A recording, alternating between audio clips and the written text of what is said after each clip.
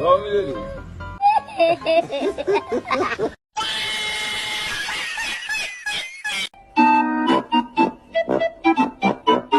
Imagination.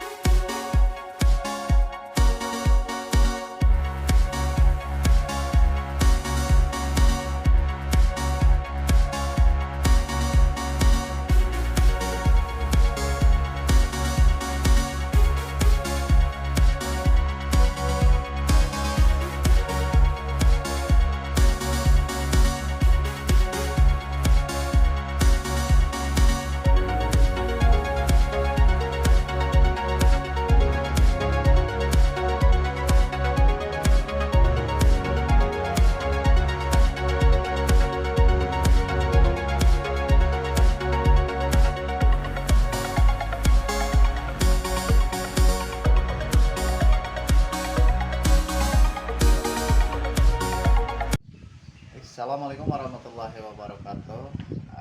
Perkenalkan, nama saya Erus Rizwana SPDSD. Saya guru penggerak angkatan 11,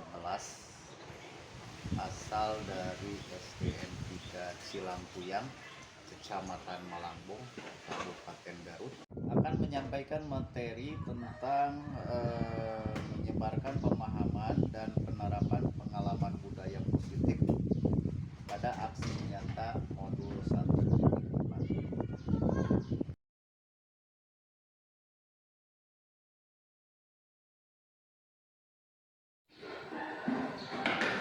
Bismillahirrahmanirrahim. Assalamualaikum warahmatullahi wabarakatuh. Waalaikumsalam. Bismillah, alhamdulillah, wassalatu wassalamu ala rasulillah wa ala alihi wa sahbihi wa barakallah.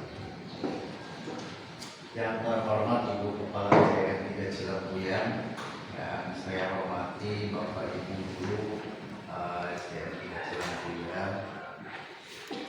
Puji serta syukur kita panjatkan kehadirat Allah Subhanahu wa Ta'ala, yang mana pada hari ini kita bisa berkumpul dalam keadaan sehat walafiat.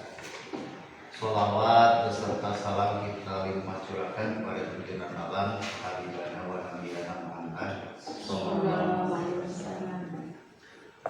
Bapak dan Ibu yang saya hormati, sebelumnya mohon maaf pada hari ini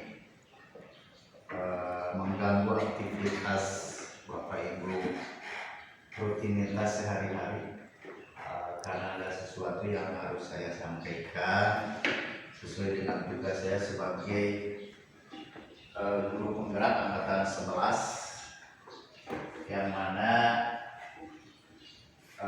harus menyampaikan suatu program. Baiklah, untuk agenda hari ini ada 4 kegiatan.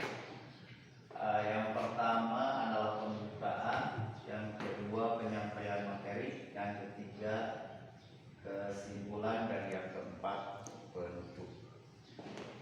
Baiklah Ibu Bapak, selanjutnya kita memasuki untuk pembukaannya adalah di sini tujuan pendidikan. Bahwa tujuan pendidikan kita itu adalah berbagi pemahaman dan pengalaman terkait budaya positif yang dapat membantu murid belajar dengan aman dan nyaman sesuai filosofi Ki Hajar Dewantara. Ya. Nah, menurut Ki Hajar Dewantara, pendidikan adalah menuntun segala kodrat yang ada pada anak-anak agar mereka dapat mencapai keselamatan dan kebahagiaan yang setinggi-tingginya, baik sebagai manusia maupun sebagai anggota masyarakat. Nah, oleh sebab itu, pendidikan hanya dapat memenuhi tuntutan tubuh atau hidupnya kekuatan kodrat yang ada pada anak-anak agar dapat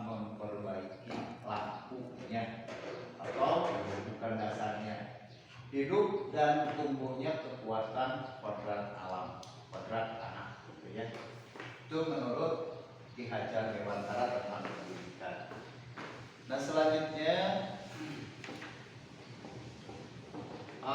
sebelum kepada kegiatan inti kita membuat kesepakatan kegiatan ini, kesepakatan kelas, gitu ya. Kita buat dulu kesepakatan. Yang pertama, seluruh peserta memiliki kesempatan untuk berpendapat. Apakah Ibu Bapak setuju? Setuju ya? Yang pertama. Yang kedua, berpikiran terbuka dan saling menghormati. Jika ada satu peserta berbicara, maka peserta lain mendengarkan. Setuju? Setuju. Selanjutnya, berpendapat setelah dipersilakan. Gimana, setuju? Setuju. Lalu berpartisipasi pada pembahasan. Ya, setuju? Lalu mengikuti kegiatan dengan perasaan yang gembira. Ya. Selalu ceria.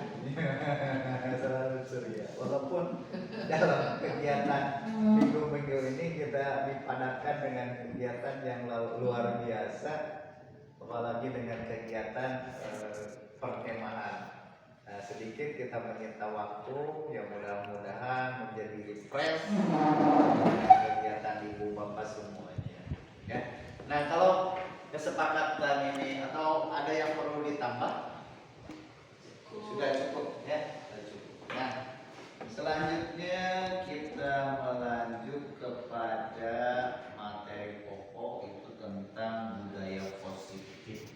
Ada yang tahu tentang budaya positif? Nah, budaya positif adalah atau merupakan perwujudan dari nilai-nilai atau keyakinan universal yang diterapkan di sekolah. Ya.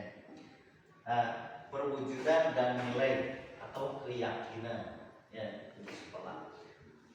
Selanjutnya, budaya positif dapat mendorong murid untuk mampu berpikir, bertindak, dan mencipta sebagai proses memerdekakan dirinya sehingga murid mampu berdiri dan bertanggung jawab. Itulah daripada budaya positif. Ya, jadi dituntut ini adalah supaya mendorong kita sebagai pendidik itu mendorong murid untuk anak itu bisa berpikir, bertindak, ya, dan mencipta, ya, mencipta sebagai proses memerdekakan dirinya. Ya. Nah selanjutnya adalah konsep nilai budaya positif. Ya, sini ada beberapa bagian dari konsep inti budaya positifnya. Yang pertama adalah adanya perubahan paradigma belajar. Anu biasa orang autoritas budaya belajarnya hanya memberikan ceramah, tugas, penilaian. Nah di sini kita harus ada perubahan. Ya. Lalu disiplin positif. Selanjutnya adalah kebutuhan dasar manusia, memotivasi perilaku manusia, restitusi posisi kontrol guru, keyakinan kelas, dan segitiga restitusi. Nah ini adalah konsep inti budaya positif. Ini ada beberapa poin yang akan kita bahas. Ya. Satu, pembelajaran dengan paradigma baru. Pembelajaran dengan paradigma baru merupakan pembelajaran yang dirancang berdasarkan prinsip pembelajaran berdiferensiasi. Ya, berdiferensiasi. Apa itu diferensiasi? Yaitu metode pengajaran di mana guru menggunakan berbagai cara yang berbeda untuk menentukan atau memenuhi kebutuhan individu setiap murid sesuai dengan karakteristik tingkat kemampuan dan gaya belajar mereka. Nah, ini adalah yang disebut dengan diferensiasi. Ya. Nah Nah, sehingga murid belajar sesuai kebutuhannya. Jadi kita memetakan anak sesuai kebutuhannya dalam membangun budaya positif. Nah, sekolah dapat menyiapkan lingkungan yang positif dan aman dan nyaman agar siswa mampu berpikir, bertindak, dan mencipta dengan merdeka, mandiri, dan bertanggung jawab, yakni pembelajaran yang berdiferensiasi untuk mewujudkan profil pelajar Pancasila. Nah, ini adalah tentang pembelajaran yang berdiferensiasi. Ya, jadi memberikan kepedasan kepada anak, jadi tidak seperti paradigma yang dulu bahwa kita mengajar itu lebih kepada guru, Nah, kalau diferensiasi itu lebih memberikan kenyamanan atau memberikan keleluasaan kepada anak untuk memilih, ya, sesuai dengan di sini, ya. Nah, selanjutnya di sini ada yang disebut dengan profil pelajar Pancasila, ya. Profil pelajar Pancasila, yang mana kita tahu profil Pancasila itu terdiri dari beriman kepada Tuhan Yang Maha Esa dan berakhlak mulia. Tujuan kita yang mendidik anak. Yang kedua, berkebinekaan global. Lalu selanjutnya adalah bergotong royong, kreatif, bernalar kritis, mandiri. Itu adalah profil pelajar Pancasila. Nah, selanjutnya adalah tentang miskonsepsi tentang teori kontrol. Ya, sini ada ilustrasi guru untuk mengontrol murid. Nah, lalu di sini ada ilustrasi bahwa semua pembuatan positif, efektif, dan bermanfaat. Ilustrasi bahwa kritik dan membuat merasa bersalah mampu membuatkan karakter. Lalu ilustrasi bahwa orang dewasa berhak memaksa. Ya. Nah, selanjutnya perubahan paradigma simulasi respon ke pendekatan kontrol. Sini adalah stimulasi respon dan ada teori kontrol. Nah, stimulus respon itu realitas kebutuhan kita. Lalu semua orang memiliki atau melihat hal yang sama. Kita mencoba mengubah orang berpandangan sama dengan kita. Lalu perilaku buruk dilihat sebagai suatu kesalahan. Orang lain bisa mengontrol saya bisa mengontrol orang lain. Terus pemaksaan pada saat rujukan gagal. Lalu model berpikir menang atau kalah. Itu adalah stimulus respon. Sedangkan teori kontrolnya, dari lihat kebutuhan kita sama itu, realitas kebutuhan kita berbeda. Lalu selanjutnya adalah setiap orang memiliki gambaran berbeda. Kita berusaha memahami pandangan orang lain tentang dunia. Lalu semua perilaku memiliki tujuan. Terus hanya Anda yang bisa mengontrol diri Anda. Anda tidak bisa mengontrol orang lain. Lalu kolaborasi dan konsensus penciptaan pilihan-pilihan baru. Lalu model berpikir menang-menang. Ya, itu adalah tentang teori kontrol. Dia adalah beda antara stimulus respon dan teori kontrol. Nah, selanjutnya di sini apa itu budaya atau apa itu disiplin positif? Yang di sini ada dua gambar. Yang contoh dari SD 3 Cilambuyan ini, ada yang melakukan pelanggaran, ya, bagaimana penyelesaiannya, bagaimana guru menyelesaikan anak yang melakukan pelanggaran. Nah, apa itu budaya positif? Apa itu disiplin positif? Dalam budaya kita disiplin yaitu sesuatu yang dilakukan untuk mendapatkan kepatuhan. Ya. Jadi sesuatu yang dilakukan untuk mendapatkan kepatuhan. Sebagai pendidik, tujuan kita adalah untuk menciptakan anak-anak yang memiliki disiplin diri sehingga mereka bisa berperilaku dengan mengacu pada nilai-nilai kebajikan universal dan memiliki motivasi intrinsik ekstrinsik. Nah, disiplin positif yaitu salah satu cara penerapan disiplin yang bertujuan untuk menumbuhkan kesadaran serta memberdayakan anak untuk melakukan sesuatu tanpa paksaan, ancaman dan hukuman. Nah, jadi di sini adalah tentang disiplin positifnya. Jadi salah satu cara penempatan disiplin yang bertujuan menumbuhkan kesadaran supaya anak itu sadar. Disiplin itu kan ada kontrol diri, ada bukan kontrol dirinya, di disiplin. Nah, kita sendiri adalah yang memegang kontrol penuh atas diri kita, ya, bukan orang lain. Ya, jadi orang lain tidak akan bisa mengontrol diri orang lain. Ya. Jadi yang bisa mengontrol dirinya itu adalah dirinya sendiri. Nah, ketika seseorang berhasil membuat kita melakukan sesuatu yang dia katakan, itu bukan karena ia berhasil mengontrol diri kita, tetapi karena kita yang mengizinkan dia untuk mengontrol diri kita. Ya. Nah, selanjutnya 3 kebutuhan dasar manusia. Kebutuhan dasar manusia itu adalah segala sesuatu yang kita lakukan untuk mendapatkan apa yang kita inginkan. Seluruh tindakan yang kita lakukan itu memiliki tujuan tertentu dan semua usaha terbaik yang kita lakukan adalah dalam rangka agar kebutuhan dasar kita itu terpenuhi.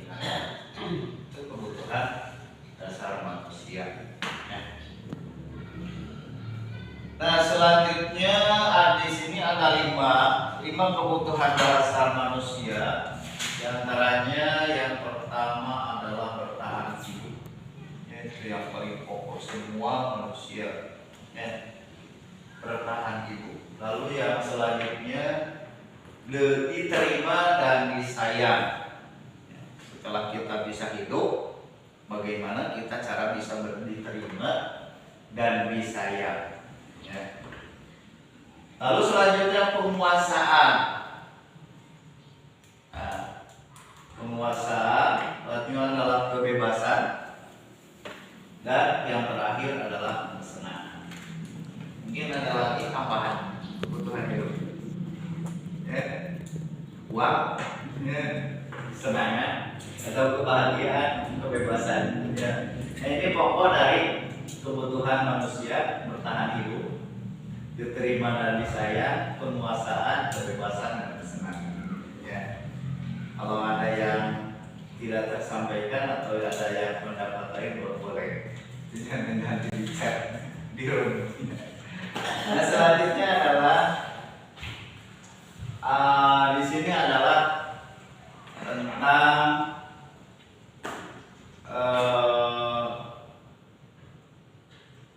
kedisiplinan hidup, lalu kasih sayang dan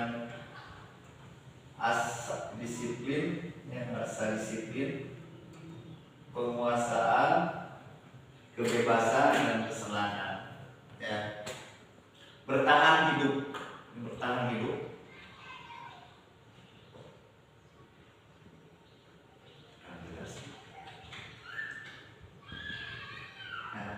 Sini ada 4, 3 yang tadi yang 5 bertahan hidup, kasih sayang, paksaan, penguasaan, kebebasan dan kesenangan.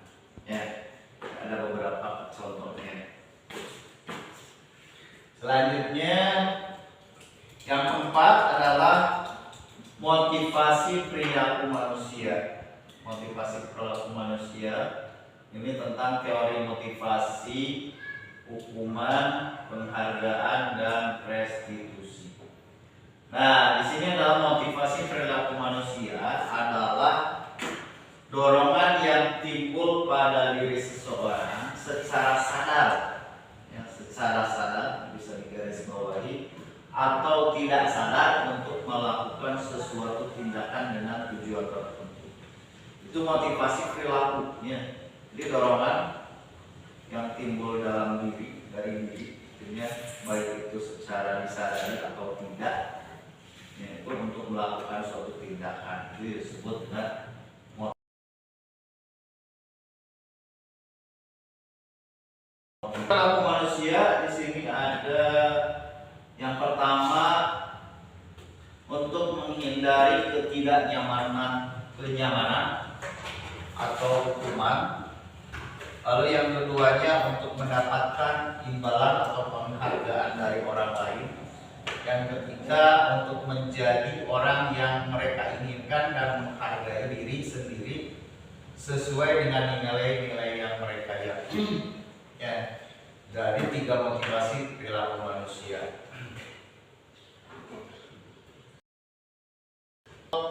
Poin 1 dan 2 itu termasuk eksternal, di luar, dari luar. Yang poin 3 maksudnya internal, yaitu untuk menjadi orang yang merdeka, ingin dan menghargai diri sendiri dengan nilai yang mereka yakini. Nah, menurut Bapak Ibu, motivasi yang mana yang mendapat atau mendasari perilaku kebanyakan manusia kita? Dari ketiga motivasi tersebut, ya, apakah nomor 1, nomor 2, atau nomor 3? Ya. Yang mana Bu? Yang mana Bu? Lanjut punya. Nah, hukuman konsekuensi dan restitusi, ya, hukuman konsekuensi dan restitusi. Nah, ini di sini terbagi ke dalam beberapa. Yang pertama yang identitas gagal berupa hukuman, ya, ini yang masuk identitas gagal. Ada yang identitas sukses, disiplin, terbagi 2, konsekuensi dan restitusi. Berarti dari ketiga hukuman, konsekuensi dan restitusi itu, hukuman termasuk ke dalam identitas gagal. Kenapa? Contoh di sini, murid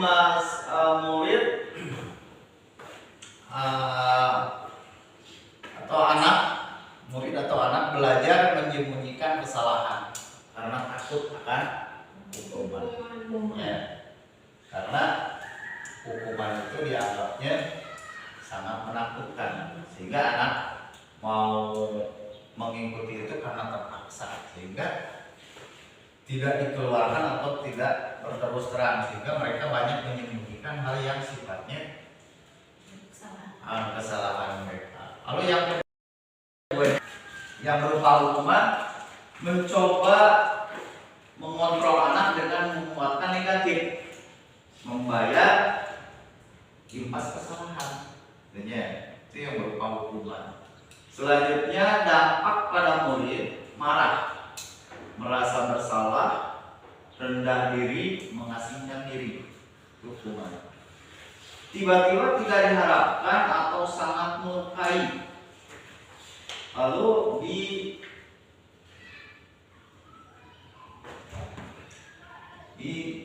dibuat guru, ya, dibuat guru. Lalu selanjutnya adalah menyakitkan, guru menjalankan konsekuensi dengan menyalahkan, mengkritik, menyindir, dan merendahkan. Itu adalah dari hukuman, ya. Ini identitas gagal kalau hukuman. Nah, kalau yang identitas sukses ini menerapkan tentang disiplin. Konsekuensinya, murid atau anak belajar taat peraturan, tidak seperti yang tadi menyembunyikan kesalahan, yang takut akan hukuman. Lalu mencoba mengontrol anak dengan penguatan positif dalam konsekuensinya. Selanjutnya kehilangan hak, waktu juga seorang diri. Ya. Lalu penekanan. Selanjutnya adalah sudah diketahui masuk akal, dibuat oleh guru dan murid. Ya, kalau yang tadi itu hukuman dibuat oleh guru tanpa ada kesepakatan antara guru dengan murid. Lalu membantu guru menyatakan peraturan, melakukan peringatan dan menerapkan konsekuensi. Ya, itu kalau disiplin konsekuensi. Ya. Nah, selanjutnya adalah disiplin restitusi. Murid atau anak belajar memecahkan masalah. Nah, ini lebih bagus. Ya. Selanjutnya restitusi yang berikutnya adalah berupa uang dana untuk mengadakan restitusi. Ya, lalu selanjutnya lagi dibuat oleh murid atau anak. Kalau yang hukuman dibuat oleh guru, kalau konsekuensi dibuat oleh guru dan murid atau anak. Nah, kalau restitusi dibuat oleh murid atau anak.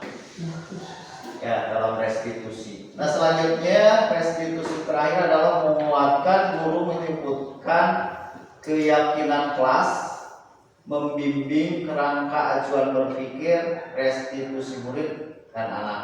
Nah, ini yang terakhir dikuatkan oleh guru atas dasar restitusi disiplin kesepakatan kelas itu yang dibuat oleh anak atau murid dan terakhirnya dikuatkan oleh guru. Ya.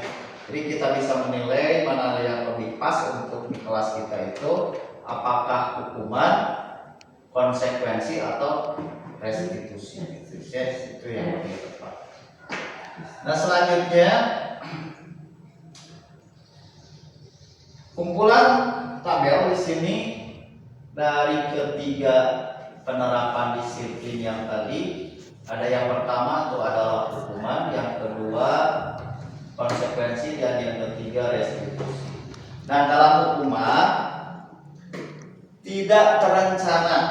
Jadi kadang tiba-tiba, contoh tidak dibuatkan aturan seperti yang tadi sudah dibahas, anak tiba-tiba kesiangan masuk, kita memberikan hukuman yang tidak tertulis. Kadang anak dijibir, intinya. Lalu kalau di konsekuensinya terencana atau disepakati sesuai peraturan seperti yang tadi dibikin oleh guru dan anak atau siswa. Kalau restitusinya itu proses menciptakan kondisi bagi murid untuk memperbaiki kesalahan. Ya.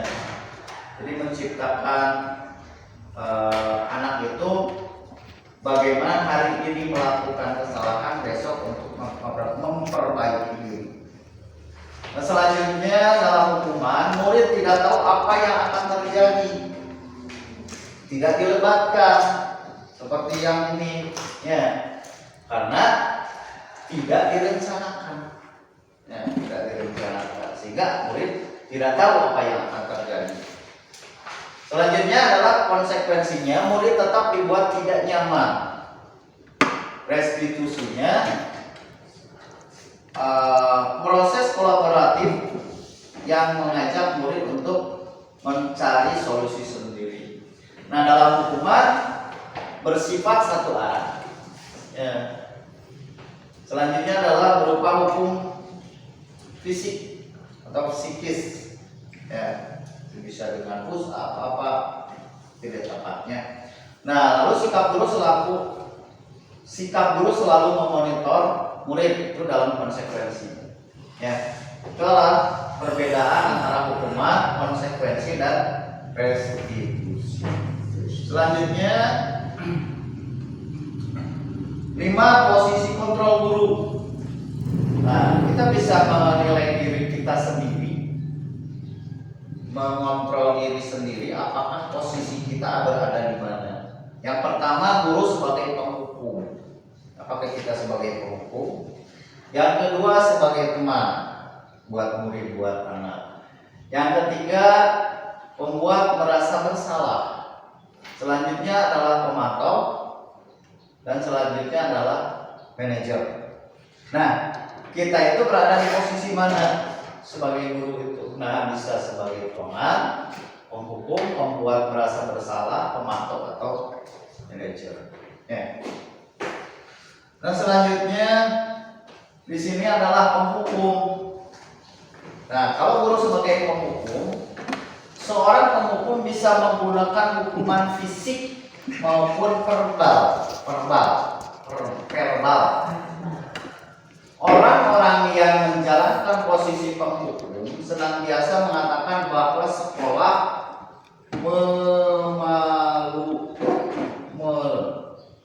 melalui sistem atau alat yang dapat lebih menekankan murid-murid lebih dalam lagi kalau posisi sebagai penghukumnya, jadi menggunakan fisik atau verbal.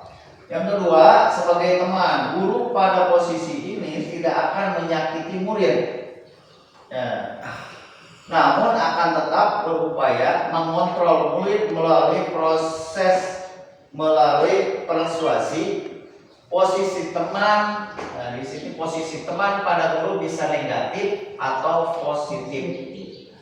Ya, jadi kita sebagai teman kepada siswa atau murid itu bisa dikatakan bisa positif, ada positifnya, tapi ada juga negatifnya. Nah, positif di sini berupa hubungan baik yang terjalin antara guru dan murid. Ya, jadi hubungan murid dan gurunya itu baik. Nah, guru di posisi teman menggunakan hubungan baik dan humor untuk mempengaruhi seseorang. Itu adalah sebagai teman. Yang ketiga, membuat merasa bersalah. Nah, membuat merasa bersalah ini biasanya menggunakan bahasa lembut dan memanfaatkan keheningan yang membuat orang lain merasa tidak nyaman, bersalah atau rendah diri. Ya, itu sebagai teman. Lalu sebagai pemantau. Memantau berarti mengawasi. Yang mengawasi. Pada saat kita mengawasi, kita bertanggung jawab atas perilaku orang-orang yang kita awasi. Ya. Nah, posisi pemantau berdasarkan pada peraturan dan konsekuensi. Dengan sanksi atau konsekuensi kita memisahkan hubungan pribadi dengan murid. Nah, itu sebagai pemantau. Dan yang kelima adalah sebagai manajer. Nah, pada posisi ini di mana guru berbuat sesuatu dengan murid, mempersilahkan murid, mempertanggungjawabkan perilakunya, mendukung murid agar mendapatkan solusi atau atas permasalahannya. Jadi di sini buat sesuatu dengan murid, jadi mempersilahkan murid, ya, mempersilahkan murid, mempertanggungjawabkan perilaku, mendukung murid agar mendapatkan solusi atau atas permasalahannya. Kan itu sebagai manajer. Ya. Nah, selanjutnya adalah di sini adalah pernyataan-pernyataan. Lalu di sini ya siapa yang mengatakan? Contoh di sininya. Jadi pernyataan-pernyataannya, saya kecewa sekali dengan kamu. Kamu tidak pernah benar melakukannya. Ayolah kita lakukan demi ibu atau bapak. Apakah kamu mendapatkan stiker bintang hari ini? Bagaimana kalau kamu bisa menyelesaikan masalah ini? Kamu selalu yang paling terakhir. Ya. Nah, siapa yang mengatakan? Membuat orang merasa bersalah, penghukum, teman, memantau, manajer, atau penghukum. Ya, dari kalimat-kalimatnya. Ya, posisi kontrol guru. Yang pertama, di posisi kontrol manakah yang sering kita perankan selama ini? Ya, kita bisa merefleksi diri, merenung apa yang sudah kita lakukan sesuaikan dengan posisi yang mana kita pada disiplin yang tadi. Yang kedua, posisi kontrol manakah yang cocok diterapkan dalam menciptakan budaya positif di sekolah? Ini kan posisi kontrolnya ada berapa, Bu? Ada 5 sebagai penghukum, teman, pemantau, terus penguat rasa bersalah, dan sebagai manajer. Ya, nah kita itu berada di posisi mana? Ya, lalu posisi kontrol manakah yang cocok diterapkan ya, untuk menciptakan budaya positif sekolah? Nah, yang selanjutnya adalah di sini adalah keyakinan kelas. Ya. Keyakinan kelas adalah nilai-nilai kebajikan universal yang diyakini bersama. Ya, ini hampir tapi bukan peraturan. Ya, tetapi ini adalah keyakinan kelas. Ya, di mana untuk membuat keyakinan kelas itu harus ada kesepakatan antara kita dengan murid. Ya. Nah, langkah-langkah untuk menyusun keyakinan kelas yang pertama mempersilahkan warga kelas, di mana di sini adalah murid atau siswa untuk mengemukakan pendapat tentang peraturan yang disepakati bersama ya, di kelas kita. Itu sifatnya lebih intern karena kemungkinan atau bisa saja terjadi antara kelas 1 dengan kelas 4 itu berbeda. Ya. Karena ini adalah di kelas, bukan di sekolah. Kalau sekolah menyeluruh. Yang kedua, mencatat semua pendapat yang muncul. Diciptakan, kita buat keyakinan kelas ini dibuatkan anak untuk mencatat. Ya, mencatat semua pendapat yang muncul, bisa dengan tulisan atau bisa dengan pendapat dengan tidak tulisan. Yang selanjutnya adalah mengubah redaksinya ke dalam kalimat positif. Apabila yang dituliskan anak itu ada kalimat yang kurang pas, bisa kita ubah dengan kalimat-kalimat yang positif. Selanjutnya meninjau kembali barangkali ada yang keliru dari kalimat itu. Lalu yang kelima, jika sudah disepakati seluruh warga kelas, meyakininya dan melaksanakannya. Yang selanjutnya 6, memajang di dinding, simpan di tempat yang mudah terlihat dan mencatatnya di buku murid. Ya, ada muridnya. Ya, jadi anak-anak supaya mencatat semuanya mempunyai catatan dan dipasang di dinding supaya bisa terbaca oleh semua. Dan selanjutnya adalah di sini adalah contoh keyakinan kelas yang sudah disepakati. Di sini adalah contoh di kelas 5 SDN 3 Cilampia. Ya. Kesepakatan kelas 5 hadir tepat waktu. Ini hasil kesepakatan kelasnya. Lalu rebut tiket datang lebih awal. Saat belajar di kelas ya, harus menyenangkan. Lalu RPP wajib dikerjakan. PR tugas wajib dikerjakan. Saling menghargai dan menghormati. Lalu menjaga kebersihan kelas dan sekitar sekolah. Catatan, jika ada yang melanggar hukuman dikembalikan ke murid, bentuk disiplin dan tanggung jawab. Dan di sini kita juga harus memimpin, karena kemungkinan atau kadang biasa anak memberikan hukuman kepada temannya sepuasnya, ya. Jadi tidak semaunya. Ya.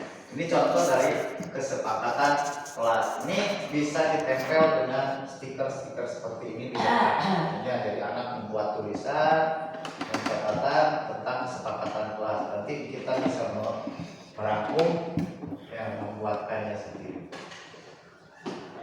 Selanjutnya adalah di sini adalah tentang segitiga restitusi. Ya, restitusi adalah materi yang dapat atau yang saya dapatkan dalam berupaya membantu siswa memperbaiki diri agar dapat kembali dengan karakter yang lebih baik, memperbaiki hubungan. Ya. Lalu bukan untuk menembus kesalahan, namun untuk belajar dari kesalahan. Sebuah tawaran bukan paksaan supaya guru dapat menghasilkan murid yang mandiri dan bertanggung jawab. Ya. Nah, dari segi 3 restitusi itu, yang pertamanya menstabilkan identitas, yang keduanya validasi tindakan yang salah, dan yang ketiga itu menanyakan keyakinan. Itu dari segi 3 restitusi. Dan selanjutnya ini adalah tentang menstabilkan identitas. Jadi berdasarkan prinsip membuat kesalahan adalah bagian dari proses pembelajaran. Ya. Di mana untuk membuat anak yang merasa gagal karena perbuatan salah menjadi positif terhadap dirinya. Ya. Jadi bukan menjadikan anak itu frustasi, ya, rendah diri. Nah, berbuat salah itu wajar. Tidak ada manusia yang sempurna. Nah, ibu bapak juga pernah melakukan itu. Ibu bapak tidak mau mencari siapa yang salah, tetapi ibu atau bapak ingin mencari solusi dari permasalahan ini.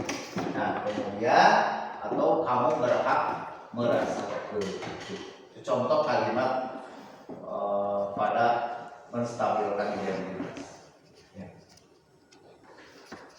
Nah, di sini validasi tindakan yang salahnya membantu murid mengenal kebutuhan dasar yang ingin dipenuhinya ketika melakukan kesalahan itu. Nah, pada dasarnya setiap tindakan manusia tujuannya adalah memenuhi kebutuhan dasar. Apakah itu penguasaan kebebasan, kasih sayang, dan rasa diterima, kesenangan, atau bertahan. Nah, guru berkata, kamu pasti punya alasan mengapa melakukan hal itu. Lalu padahal kamu bisa melakukan yang lebih baik atau lebih buruk dari ini. Kamu patut bangga pada dirimu sendiri karena kamu telah mendukung sesuatu yang penting buatmu. Apakah kamu bisa melakukan yang lebih baik besok? Ya. Nah, itu contoh dari kalimat-kalimat yang untuk memvalidasi tindakan yang salah. Bu, masih semangat? Semangatnya. Ini jam-jam rawan, Bu. Menanyakan keyakinan. Nah, selanjutnya di sini anak melihat kesalahannya dihubungkan dengan hormat, sosial, dan nilai-nilai yang mendasari manusia berinteraksi dengan orang lain. Ya, menanyakan orang lain berinteraksi, yang berinteraksi dengan orang lain. Nah, cara meyakinkannya, apakah keyakinan kelas kita, lalu nilai-nilai apa yang kita sepakati, contoh seperti yang tadi, nilai yang disepakati. Seperti apa gambaran kelas yang ideal menurut kamu? Ini ditanyakan kepada siswa. Namun kedepannya ingin menjalankan orang yang seperti apa? Lalu apa yang kamu rasakan ketika kamu melakukan itu? Kamu orang yang seperti apa? Ya, itu pertanyaan-pertanyaan untuk meyakinkan, menanyakan keyakinan. Ya. Nah, ini adalah contoh dari penerapan segitiga restitusi. Ya, salah satunya contoh dari siswa SDN 3 Cilambuyang yang melanggar. Ini ada Siti adalah siswa kelas 5 SDN 3 Cilambuyang yang melakukan pelanggaran tentang keyakinan kelas. Jadi tidak mengerjakan pekerjaan rumah yang diberikan oleh guru di sekolahnya. Nah, setelah ditanya, ternyata anak tersebut sering bermain hingga sore dan lupa mengerjakan PR-nya karena malamnya saat mau mengerjakan PR sudah mengantuk.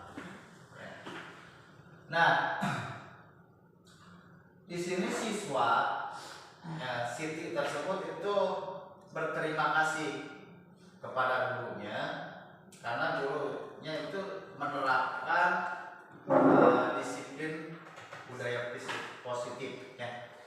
Nah, contohnya di sini adalah saya berterima kasih kepada Paulus karena telah menegur saya. Karena tidak mengerjakan PR ke depannya, saya akan berusaha memperbaiki kesalahan tersebut. Nah, itu adalah contoh dari penerapan budaya positif. Nah, Bapak dan Ibu, setelah kita sedikit punya gambaran tentang budaya atau tentang budaya positif, dapat kita ambil kesimpulan. Ya. Jadi untuk membangun budaya positif sekolah itu sebenarnya perlu menyediakan lingkungan yang positif, aman dan nyaman agar murid mau berpikir bertindak dan mencipta dengan merdeka, mandiri dan bertanggung jawab. Nah, di sini berarti ada semacam tuntutan supaya siswa itu bisa berkembang, yang belajar. Nah, menumbuhkan motivasi intrinsik dapat dilakukan dengan cara mengajak murid membuat keyakinan kelas dalam mewujudkan visi dan tujuan bersama. Di sini restitusi sebagai salah satu cara menanamkan disiplin positif pada murid merupakan bagian dari budaya positif. Di sekolah, menerapkan segitiga restitusi dalam membimbing murid berdisiplin positif agar menjadi manusia merdeka. Ya. Nah, ini adalah tujuan dari budaya positif. Nah, Ibu, Bapak, pada materi ini kita bisa sharing, bisa saling berbagi bersama-sama untuk memajukan pendidikan khususnya di SD kita. Nah, apakah dari materi tersebut ada yang mau disampaikan? Cukup jelas? Ya. Nanti kalau kurang jelas bisa di kolom komentar ya. Nah, mungkin materi hari ini tentang budaya positif cukup sampai di sini. Terima kasih atas antusias Ibu dan Bapak semuanya. Sekali lagi saya mohon maaf yang sebesarnya telah mengganggu aktivitas Ibu Bapak, yang mana pada minggu-minggu ini kebetulan sekolah kita lagi banyak kegiatan, terutama menjelang bulan Agustus, yaitu dengan kegiatan kepramukaan dan acara perkemahan. Saya ucapkan terima kasih sekali lagi kepada Ibu Kepala Sekolah, Ibu Bapak Guru yang telah membantu saya untuk terselenggaranya atau suksesnya tentang tugas yang saya, yaitu tentang aksi nyata modul 1.4. Dan saya ucapkan sangat-sangat terima kasih kepada rekan saya Pak Agus yang sudah begitu antusias, pengorbanan dan sebagainya, walaupun dengan kesibukannya beliau bisa menyempatkan. Terima kasih kepada semuanya yang tidak bisa saya sebutkan satu persatu. Mohon maaf sekali lagi Ibu mengganggu aktivitasnya. Sekian dan terima kasih.